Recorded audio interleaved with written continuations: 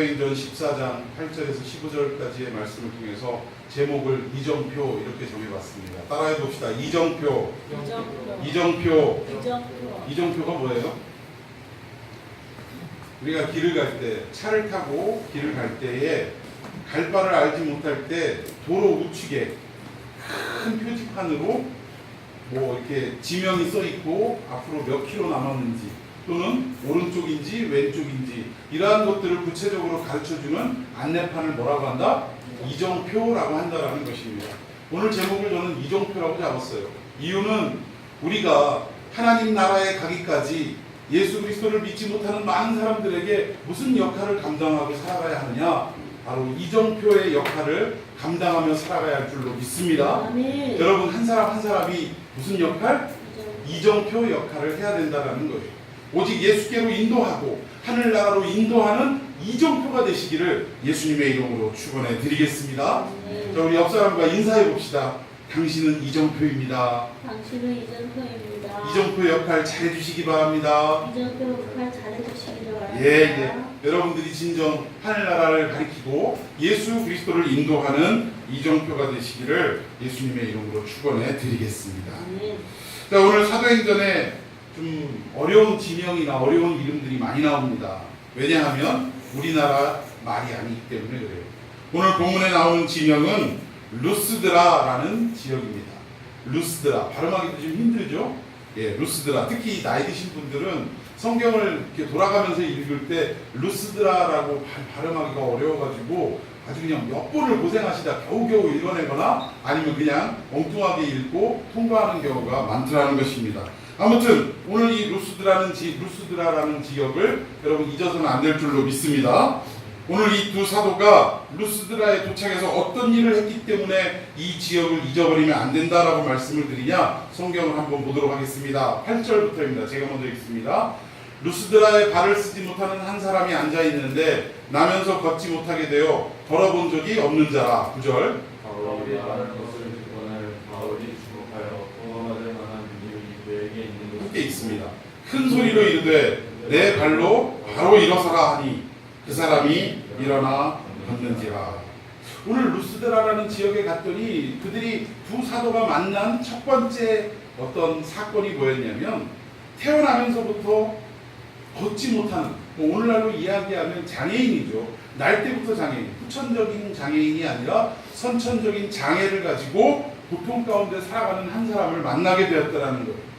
그런데 그와 대화하던 끝에 어떤 마음이 생겼냐면 이 사람이 나을 수 있는 믿음이 있는 것을 발견하게 됐다는 거예요.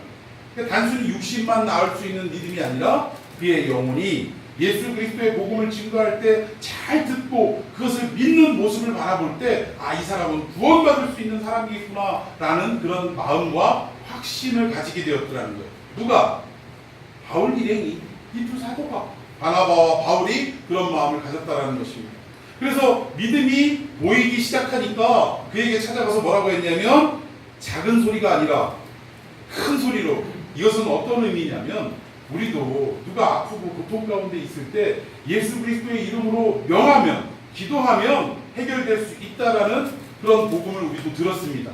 그런데 많은 사람들이 옆에서 지켜보고 있는데 아픈 사람에게 찾아가가지고 손을 얹어가지고 나사렛 예수 그리스도의 이름으로 명하노니 이 모든 질병에서 노임을 받을지어다 라고 큰 소리로 하면 만약에 그 병이 안 났으면 어떻게 돼요? 창피하잖아. 창피하고 부끄럽잖아요. 그러니까 큰 소리로 못하고 그냥 살짝 이게 기도를 하는 건지 꾸벅꾸벅 졸음을 주는 건지 알지 못하게 그냥 스리슬쩍 해보는 거야. 그러니까 왜 그렇습니까? 자신에게 확신이 없기 때문에 그런 일이 일어난다는 거예요. 근데 오늘 이 두 사도는 큰 소리로 자신 있게 외쳤습니다. 뭐라고 외쳤냐? 네 발로 바로 일어서라! 아멘도 안 하시네요. 내 발로, 그러니까 다른 사람이 도와줘서 일으키는 것이 아니라 네 발로, 네 두 발로 똑바로 일어서라 라고 명령을 했다라는 거예요. 그 명령은 누구의 이름으로 명령을 했느냐? 바로 예수 그리스도의 이름으로 명령한 줄로 믿으시기를 바랍니다. 아멘.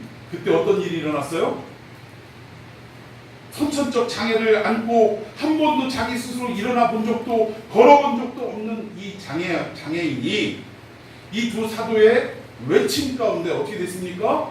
복음을 영접하고 일어나라라는 명령 가운데 어떻게 됐어요? 모든 질병에서 노임을 받고 일어서는 놀라운 기적이 일어나게 되었다는 사실. 저는 오늘 우리 참평한 교회 안에서도 여러분의 삶 속에서도 예수 그리스도의 복음을 의지하고 예수 그리스도의 그 이름을 의지하여 명령하고 선포할 때 어떠한 어려움과 어떠한 고통 가운데 있다 할지라도 모든 것들이 다 해결되고 문제가 다 근원이 사라지는 놀라운 은혜가 있기를 예수님의 이름으로 축원해 드리겠습니다. 그럼 선제돼야 되는 건 뭐예요? 우리가 예수 그리스도의 복음을 믿음으로 잘 받아들여야 된다는 거예요. 믿습니까? 그리고 그 복음을 우리의 삶 속에서 실천해야 된다는 사실입니다.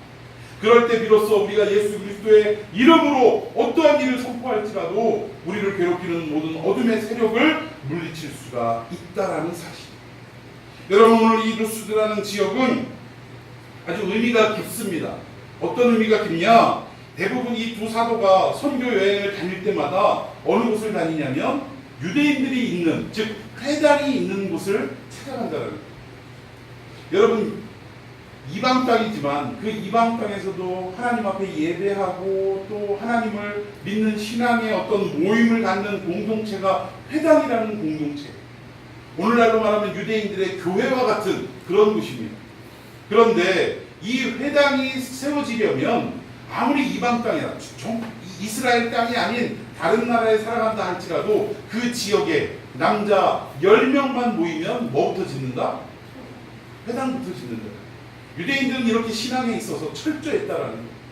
그러니까 옛날에도 그 미국, 지금 아메리카 그 개척민들이 미국 땅으로 넘어가서 제일 먼저 지었던 것들이 자기의 집을 먼저 지은 것이 아니라 무엇부터 지었어요?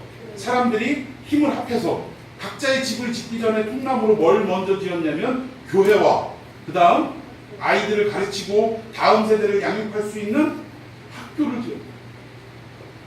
여러분, 이게 굉장히 아주 중요한 의미입니다. 대부분 우리는 내가 편히 살 집, 추위와 더위를 막아줄 집, 뭐 이런 나의 개인적인 집을 짓기에 급급한데, 그런데 정말 믿음이 충만하고 뭔가 하나님을 의식하고 살아가는 사람들은 항상 가는 곳마다 무엇부터 짓느냐? 교회부터 지었다는 거예요. 그리고 다음 세대를 양육할 수 있는 학교부터 지었다는 것입니다. 그래야 비로소 그들의 미래가 밝기 때문에 그래요. 당장 오늘 우리는 우리의 집만 짓기 시작하면 당장 자기 당대에는 잘 먹고 잘 살 수 있을지 모릅니다.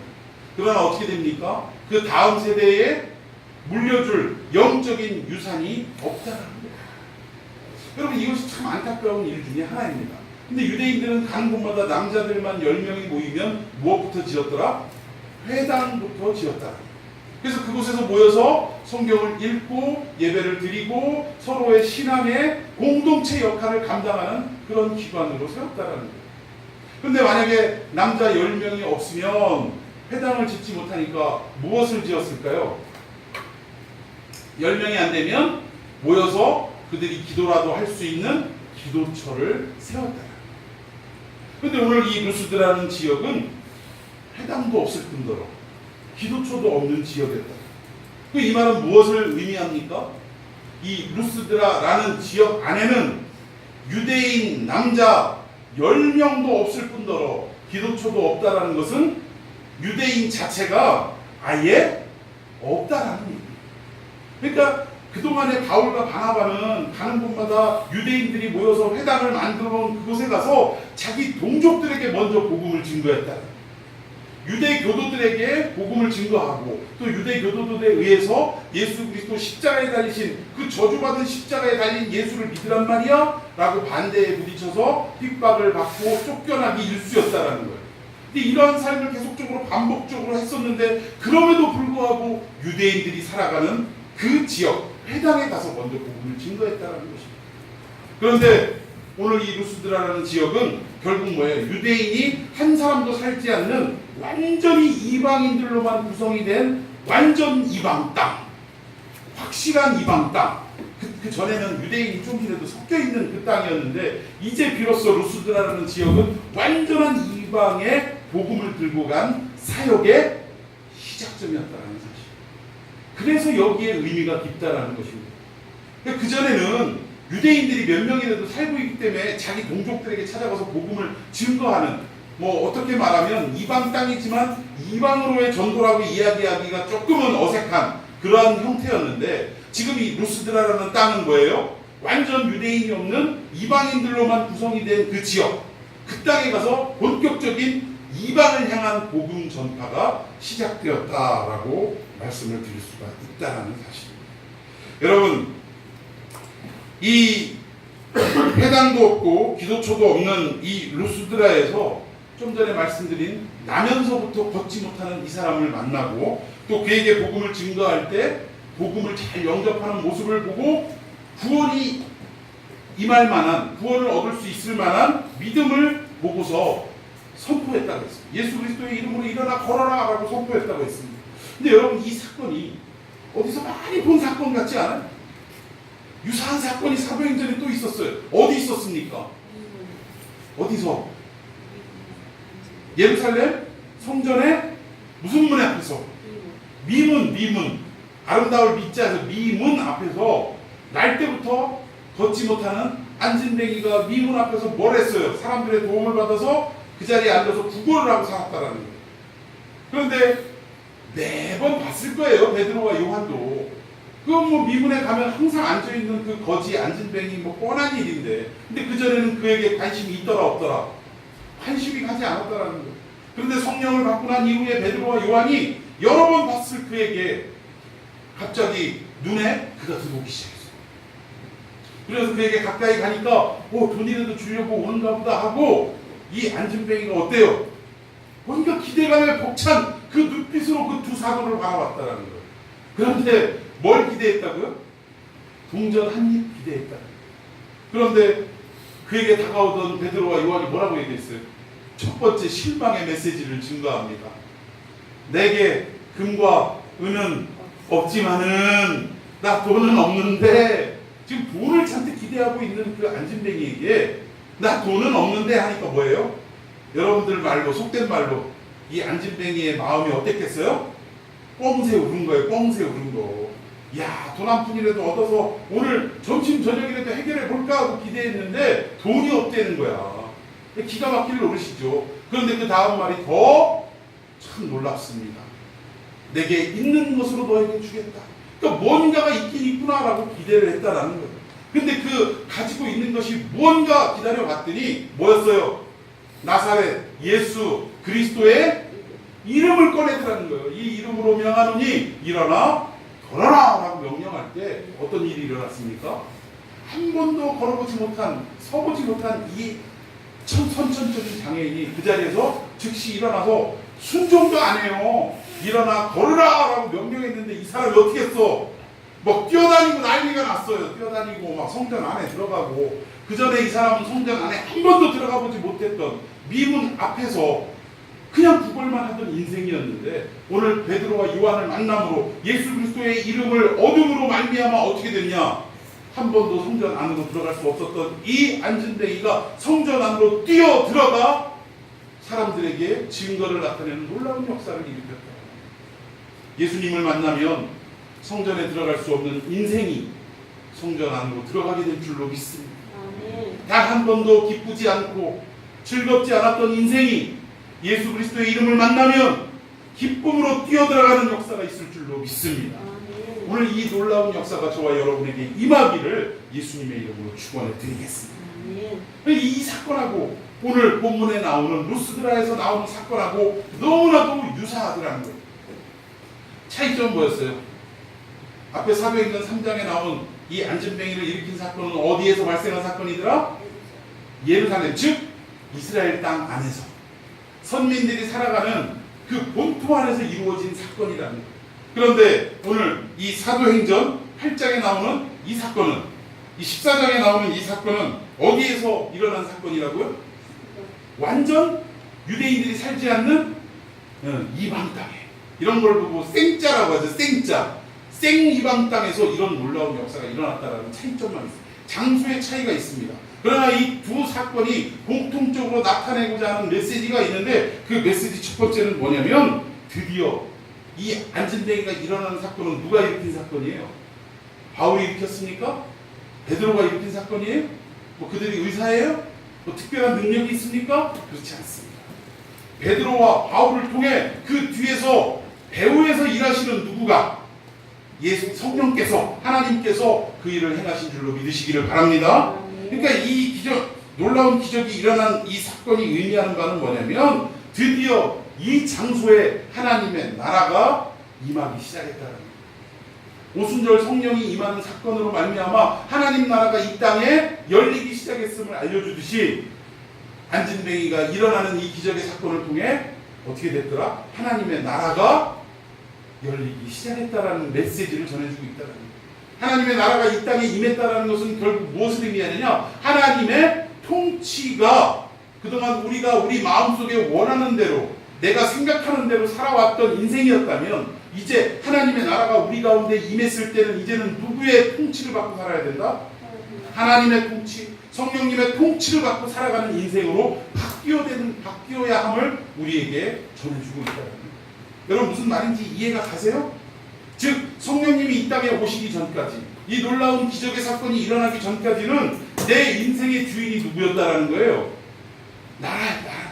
그 나라는 어떤 이 한 인격체 안은 결국 나라를 말하는 거예요. 나라, 국가를 말하는 거예요. 국가의 축소판이다라고 얘기할 수 있어요. 그런데 이전에는 이 내 육신이, 내 인격이 하나님의 나라가 아니라 누구의 나라였어요? 세상 나라였다라는 거예요. 세상 나라.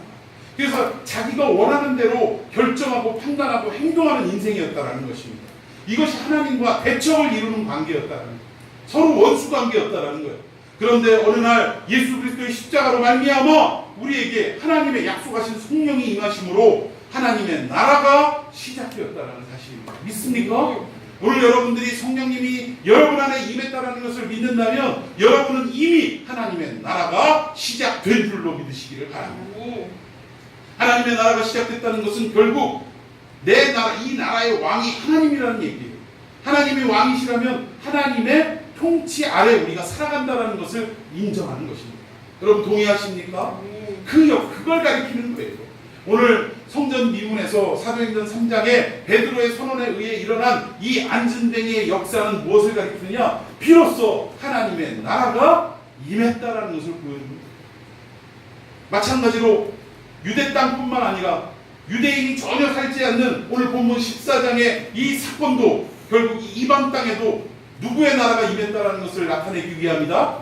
하나님의 나라가 이방 땅에도 임하기 시작했다라는 것을 보여주는 메시지를 우리에게 던져줍니다. 여러분 이해가 가십니까? 그러니까 하나님의 나라는 유대 땅에만 머물러 있는 나라가 아니라 뭐예요? 이방 땅에까지도 확산되는, 결국 이 나라가 확산되어서 오늘 여러분들에게까지도 임하는 놀라운 축복이 있었다는, 은혜가 있었다는 거예요. 여러분 하나님의 나라가 이방 땅인 우리들에게도 임한 것을 감사하는 역사가 있기를 축원해 드리겠습니다. 그리고 두 번째, 이 기적의 사건은 무엇을 암시하고 우리에게 메시지를 던지느냐? 이 일이 누가 한 일이다? 베드로? 바울? 누가 한 일이에요? 하나님이 하신 일이구나. 이것을 우리에게 보여주시는 사건이라는 사실입니다. 그러니까 완전한 이방 땅인 이 루스드라에 하나님의 나라가 시작되었고 그것이 하나님의 놀라운 통치가, 하나님의 놀라운 역사가 시작됐다는 것을 우리에게 메시지로 던져주고 있다는 것입니다. 여러분 이 모든 사실이 오늘을 살아가는 우리에게 어떤 의미로 와닿느냐, 이게 중요한 거예요. 우리가 무엇을 적용하며 살아가야 할 것이냐. 하나님을 믿는 유대인들이 없는 이 루스드라라는 지역, 이방 땅 이 지역에 하나님의 나라가 시작되고 하나님의 일하심이 시작되었는데 누구를 통하여?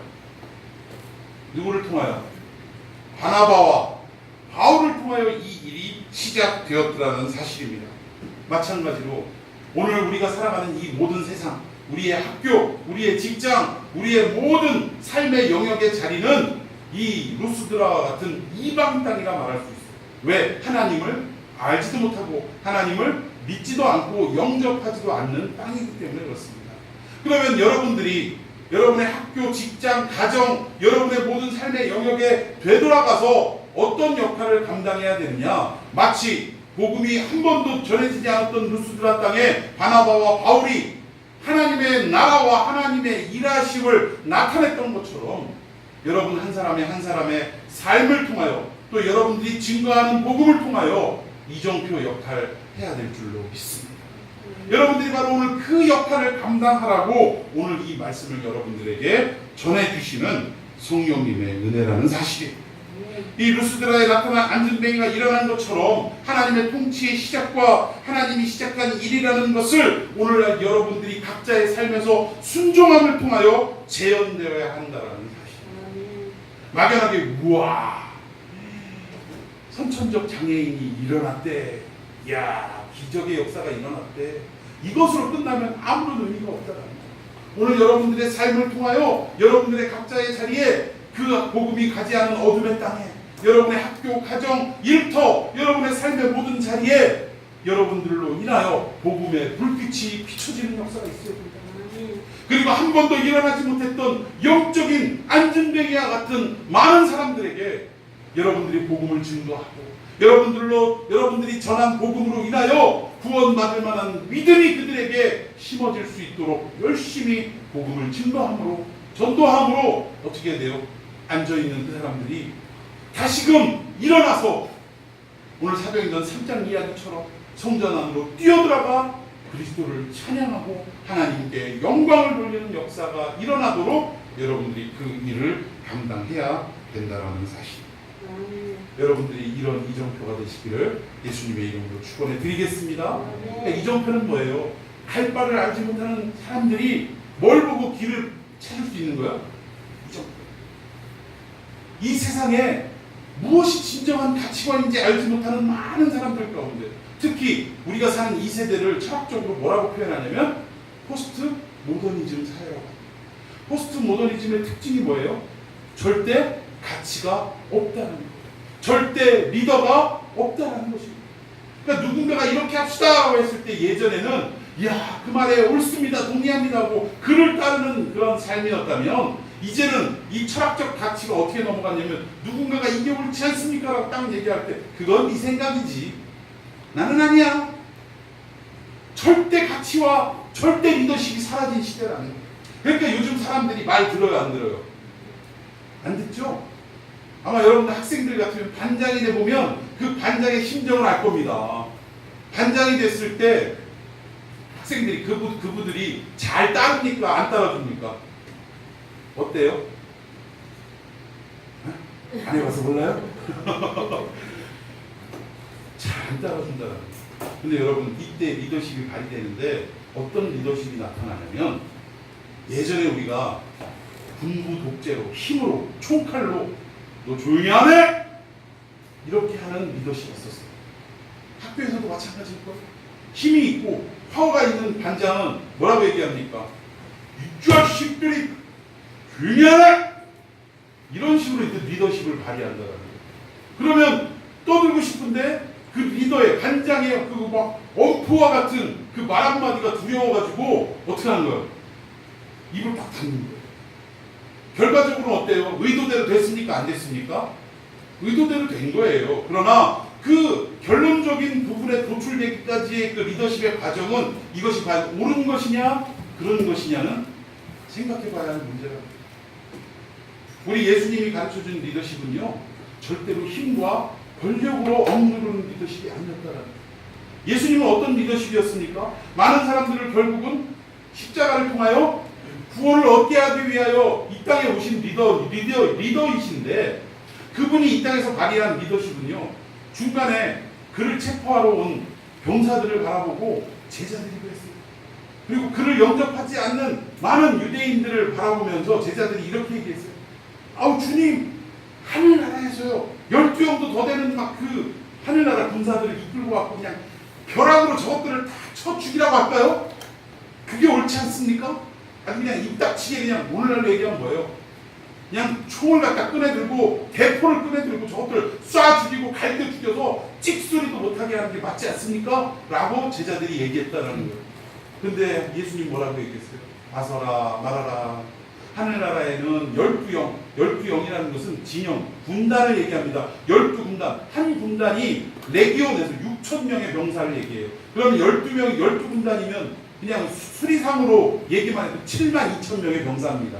진짜로 72,000명을 얘기하는 게 아니라 그만큼 하늘에 군사들이 많다라는 걸 강조하려고 완전수 12를 얘기하신 거예요. 근데 이런 힘이 있음에도 불구하고 나는 그렇게 하지 않겠다 하시면서 가신 길이 어느 길이었어요? 십자가의 길이었어요. 자기 희생, 자기 헌신, 낮아지심, 이 길, 이런 리더십으로 온 세상을 구원의 길로 열어놓으셨고 인도하셨다는 것이죠. 여러분, 이런 리더십이 있기를 예수님의 이름으로 축원해 드리겠습니다. 저는 오늘 이 자리에 있는 청년들과 우리 청소년들, 우리 고등학생들, 앞으로 여러분들의 인생이 어떻게 펼쳐질지 여러분들과 저는 알지 못하지만 저는 기도하고 바라는 것이 뭐냐, 하나님께서 여러분들 한 사람 한 사람을 큰 계획 가운데 부르신 것을 저는 믿어요. 그리고 여러분의 인생을 통해서 이 땅을, 믿지 않는 이 나라를, 더 나아가서 온 세계를 복음화시키는데, 또 그리스도의 사람으로 많이 넓혀가고 확장하는데 여러분들을 사용하실 것을 틀림없이 믿습니다. 여러분이 사회적 지위가 높든지 낮든지 그건 문제가 되지 않습니다. 여러분들이 처한 그 자리에서 끝까지 예수 그리스도를 증거하고 예수 그리스도인으로 인도하는 이정표 역할을 감당하게 하실 것을 저는 믿는다, 그 말이에요. 그렇게 되어질 때 결국 여러분들은 그 리더십이 어떤 리더십이어야 되느냐, 힘으로 억누르고 야 교회 와, 안 와? 이게 아니고 뭐예요? 끝까지 헌신하고 끝까지 낮아지고 봉사하고 이런 섬김의 리더십을 통하여 사람을 감화 감동시키고 마침내 네가 믿는 예수라면 나도 한번 믿어보고 싶다 라고 이야기할 수 있는 복된 삶이 여러분들을 통해 흘러가기를 예수님의 이름으로 축원해 드리겠습니다. 이 메시지를 전하려고 하는 거예요. 그리고 나서 자, 이런 놀라운 기적의 사건이 일어나자마자 이 루스드라는 지역에 어떤 일이 일어났는지 한번 살펴보도록 하겠습니다. 자, 오늘 본문에 11절 12절, 제가 먼저 11절을 읽습니다. 무리가 바울이 한 일을 보고 루가오니아 방언으로 소리질러 이르되 신들이 사람의 형상으로 우리 가운데 내려오셨다 하여.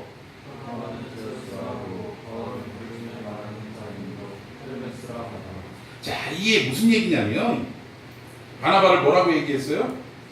제우스 알죠? 그리스 신화의 신들의 아버지가 제우스잖아요. 그리고 헤르메스 아시죠? 여자들은 헤르메스 하니까 그리스 신화 얘기하는 게 아니라 무슨 가방 얘기하는 거라는 거지. 어? 맞죠? 그거 맞냐? 헤르메스? 헤르메스가 에르메스예요. H가 묵음이라 에르메스라고 하는 거고.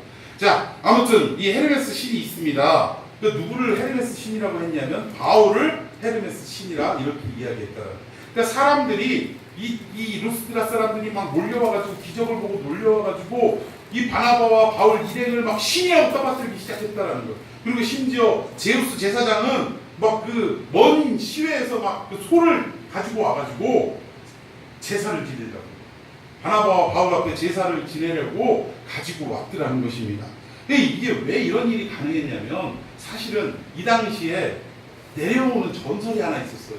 어떤 전설이냐면 어느 날 그 그리스 지역이니까 그들이 신봉하는 신이 제우스, 그리고 또 아폴로, 그리고 또 하나 헤르메스, 이 세 신이 어느 날 인간의 몸을 입고 이 땅에 내려와가지고 사람들이 어떤 마음을 가지고 살아가는지를 살펴봤다라는 거예요.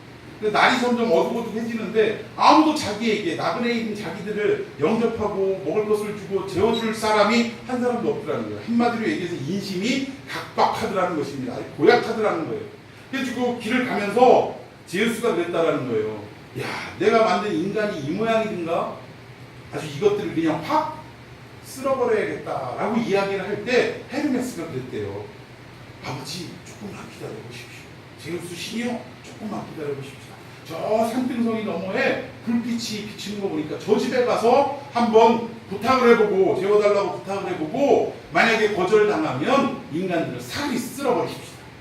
이렇게 하고 산등성이를 넘어가서 찾아갔더니 그 집에 노인 한 분이 살고 있더라고요. 그런데 이 세 일행을 어떻게 했냐? 극진히 대접했대요. 먹을 것을 내어주고, 씻을 물을 내어주고, 잠자리를 제공하고, 뭐 이렇게 극진하게 제공을 하면서 결국은 인간의 모든 그 습성들, 악한 습성들을 보고 인간 사회를 쓸어버리기로, 그것도 무엇으로 쓸어버려요? 물로 쓸어버리기로 작정을 하고, 그리고 나서 이 노인에게는 이 심판을 미리 알려줬다. 이거 어디서 많이 듣던 얘기 아니에요? 어디서 많이 들었어요? 창세기 6장에 나오는 노아의 홍수 사건하고 너무나 비슷해요. 그러니까 결국은 노아의 홍수로 인하여 인간이 다시금 퍼져나가기 시작했는데 하나님의 이야기를 인간의 어떤 자기들이 만든 신의 이야기로 이렇게 바꾸어 갔더라는 거예요. 근데 아무튼 그런 일들이 있어요. 그러니까 이 사람들에게 전해 내려오는 전설은 누군가 알지 못하는 어떤 그 낯선 사람들이 찾아왔을 때는 이 사람들이 누구야? 제우스와 헤르메스일 수도 있겠다. 그러면 그 전에 내려오는 이야기처럼 우리는 그들에게 어떻게 해야 돼요? 잘 대접을 해야겠다라는 그 복받은 사람 할아버지 이야기가 있잖아. 그런 어떤 전승이 내려오는 가운데 아니 못 보던 바나바와 바울이라는 이방인들이 이 땅에 와가지고 그냥 있어도 신기하고 저들이 혹시 신이 아닐까 싶을 텐데 어떤 일을 행했어요? 날 때부터 일어나지 못하는 사람을 일으키는 놀라운 기적을 행했더라는 거예요. 그러니까 이거는 10중 8부부 아니고 10의 10의 신이라고 믿었다라는 게 신이라고. 그래가지고 사람들이 이들에게 막 몰려와가지고 추앙을 하고 제사를 드리려고 하고 막 값진 것들을 갖다가 바치려고 하고 이런 일들이 있었다라는 것입니다. 결국 루스드라 사람들의 동기가 뭐예요? 왜 제우스와 헤르메스를 이게 영접하려고 대접하려고 하는 이유가 뭡니까?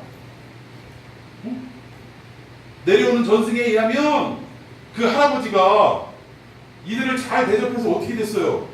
복을 받았잖아. 잘 먹고 잘 살게 되었고 죽음에서 면하게 되었잖아요. 그럼 오늘 루스드라 사람들도 기적을 바라보고 바나바와 바울을 향해서 달려와서 영접하고 대접하려고 하는 그 근본적인 이유는 뭐였더라? 나 복받아서 잘 먹고 잘 살려고 대접했다. 여러분 오늘날도 우리 그리스도인들 가운데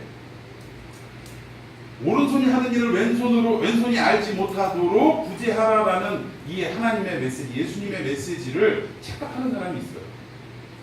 우리가 누군가를 도와줄 때는 언제나 어떤 마음으로 해야 되느냐면 내가 여유가 있으니까 불쌍하니까 내가 좀 도와주지 뭐. 그러면 내가 어려운 사람 도와주다 보면 어떻게 돼요? 이 도덕적 윤리적 관점에서도 이 사람은 복받을 사람이라고 이야기하잖아. 그래 안 그래요? 그러니까 자꾸 그런 마음으로 이 종교적인 이 우리 신앙적인 측면에서도 잘못 이해를 하고 내가 누군가를 도와주면 하나님이 나를 축복하시고 나를 더 잘되게 하시겠지 이런 마음으로 하는 경우가 너무나 많다는 거예요. 근데 여러분 우리 그리스도인들이 누군가를 구제하고 누군가를 돕는다는 말도 틀린 거예요. 하나님이 내게 맡기신 것으로 어떻게 하는 거예요? 나누고 섬기는 게 맞는 거예요. 어디 누가 도와요? 똑같은 인간이고 똑같은 죄인이 누가 누구를 돕는단 말이에요. 말이 안 되는 거예요. 오히려 도울 수 있는 분은 딱 한 분, 누구뿐이더라? 하나님 한 분뿐이시더라. 우리가 행하는 것은 하나님이 우리에게 맡기신 걸 우리가 나누고 섬길 뿐이에요. 근데 이런 마음으로 우리가 해야 되는데 이렇게 오늘 이 루스드라 사람들처럼 그릇된 마음으로 복을 기대하는 마음으로 선행을 하는 경우가 있더라는 사실입니다.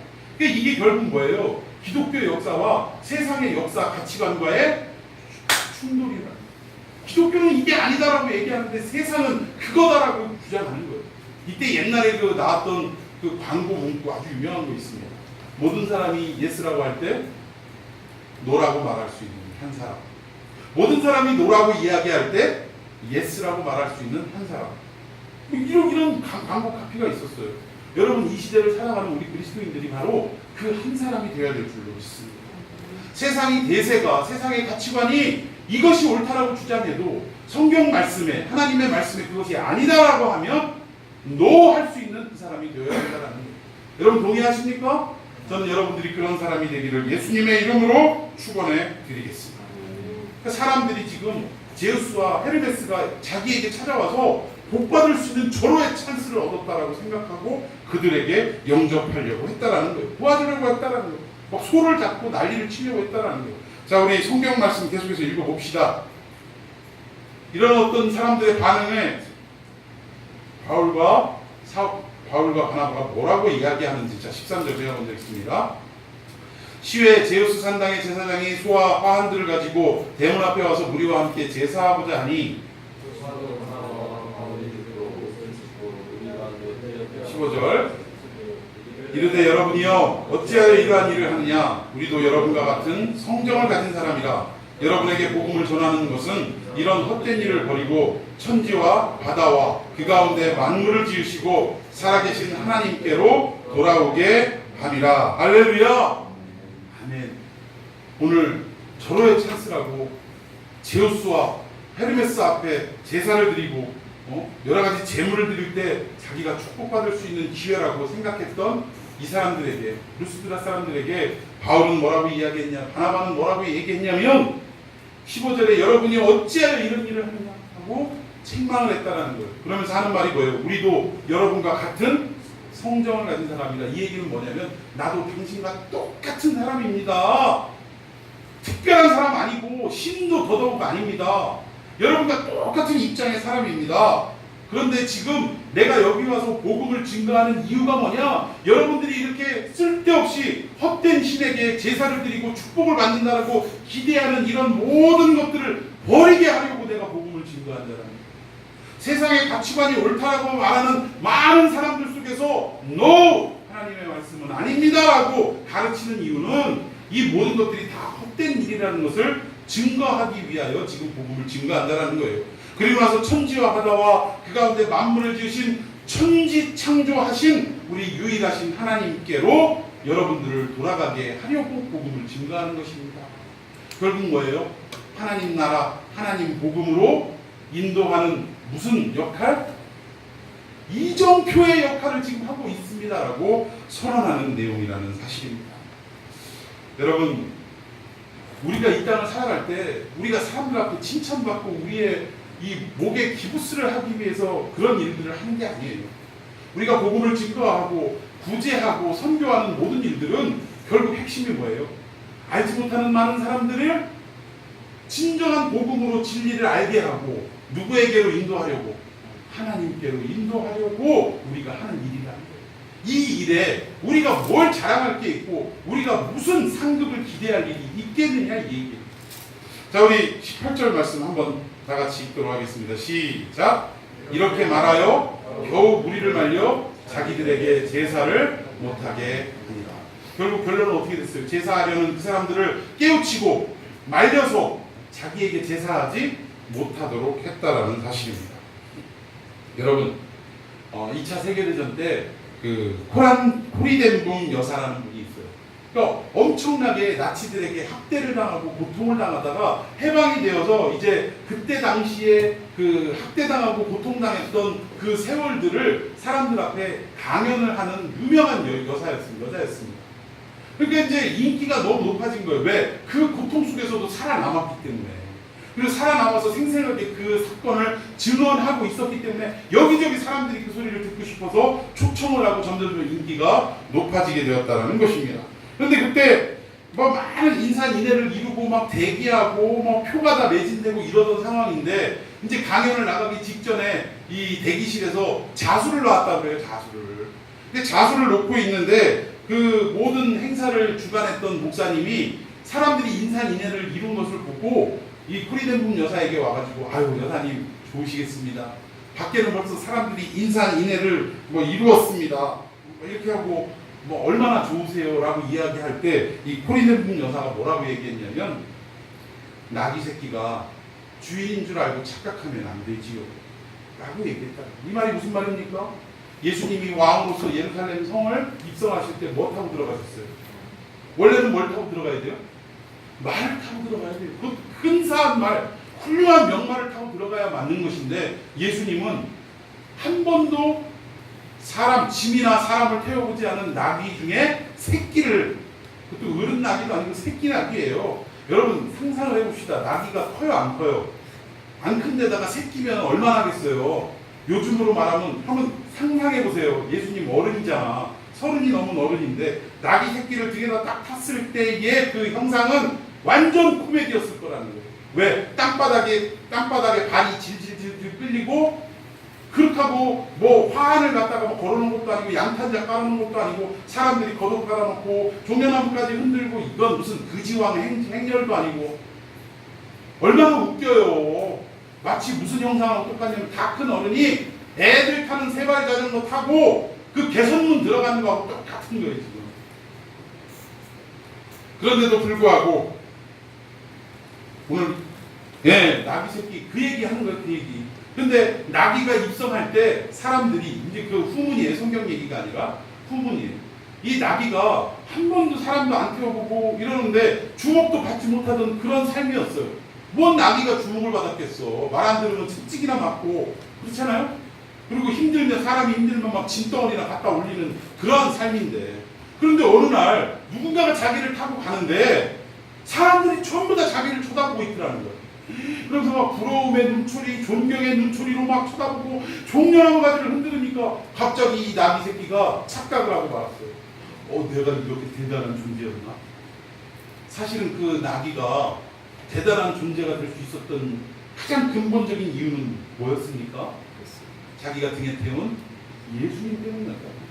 그러니까 자기는 예수님 아니면 아무것도 아닌 거예요. 말 그대로 그냥 나귀 새끼예요. 그런데 예수님 때문에 그렇게 된 걸 모르고 자기가 잘나서 그런 줄 알고 고개를 뻣뻣이 들고 잘난 채 뽐을 내면서 예루살렘 성전으로 들어가려고 하더라는 거예요. 성경 얘기 아니라고 제가 거듭 강조했습니다. 오늘날 우리 인생들 가운데서도 그래요. 오늘 이 코리덴동 여사가 한 이야기처럼 내가 잘나서 지금 사람들이 인기를 얻으니까 아닙니다.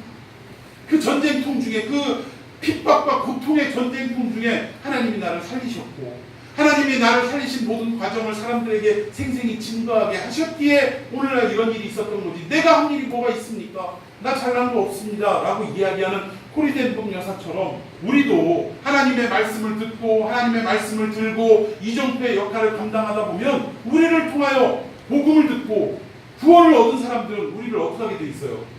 고마워하게 돼 있고 존경하게 돼 있더라는 거예요. 그런데 그때가 중요할 때 대다수 사람들은 자기 때문에 이런 일이 일어난 줄 알고 뽐내기 시작합니다. 특히 단상에서 말씀을 증거하는 목사님들은 저부터도 조심해야 돼요. 왜? 제가 여러분들에게 재미있게 귀에 쏙쏙 들어오게 복음을 증거하면 여러분들이 막 믿고 믿음이 성장하고 이러는 것을 볼 때 내가 말빨이 좋아서 내가 말을 잘하고 언변이 좋아서 이런 일이 가능했다라고 착각하는 이런 일부 목사님들이 있다라는 거예요. 그리고 오히려 그들이 왕노릇을 하려고 교회에서 행세를 하는 경우가 있더라는 것입니다. 여러분 이것은 예수님을 태우고 예루살렘 성으로 입성하는 나귀 새끼가 예수님 때문에 자기를 바라보는 게 아니고 그리고 바라보는 것도 아니에요. 예수님 바라보지 누가 나귀를 바라봐요. 착각한 거야. 그 나귀의 모습과 다를 바가 없다. 오늘 우리는 비가 오나 눈이 오나 바람이 부나 여러분 이정표가 비 온다고 접어지고 바람이 분다고 벗겨지고 또 눈이 온다고 뽑아서 다른 데다 보관하는 거 보셨습니까? 아니에요. 비가 오나 눈이 오나 바람이 부나 언제나 그 자리에 박혀서 지나가는 사람들에게 바른 길잡이 역할을 하는 것이 바로 이정표라는 사실입니다. 그 이정표가 여러분들 이정표 고맙다고 지나가다가 이정표에다가 막 꽃다발 걸어주고 거기다가 막 이렇게 초콜릿 하나씩 주고 그런 사람 있어요? 없어요. 아무도 알아주지 않습니다. 그 이정표에 있다는 거에 대해서 편리함을 느낄지 모르지만 그 이정표를 막 존경하고 이런 사람은 없어요. 마찬가지로 우리의 인생도 오늘 바울과 바나바처럼 예수 그리스도를 증거하고 하나님이 하시는 일과 하나님의 나라가 임하셨음을 선포하는 삶을 살아가되 어디에? 이방 땅에서 어둠의 땅에서 그런 일들을 살아가되 그 결과에 대해서 우리가 우쭐하고 잘난 체 할 이유가 있다 없다? 하나도 없다. 겸손한 모습으로 오늘 나귀처럼 이정표처럼 그저 묵묵히 사람들에게 칭찬을 받든 사람들에게 욕을 얻어먹든 묵묵히 하늘나라를 향하여 손가락을 펼쳐서 길을 안내하는 이정표가 되시기를 예수님의 이름으로 축원해 드리겠습니다. 어떤 일이 있어도 그 사역에 여러분들에게 맡겨진 사역에 묵묵히 감당하는 놀라운 은혜가 있기를 축원해 드리겠습니다. 기도하십시오.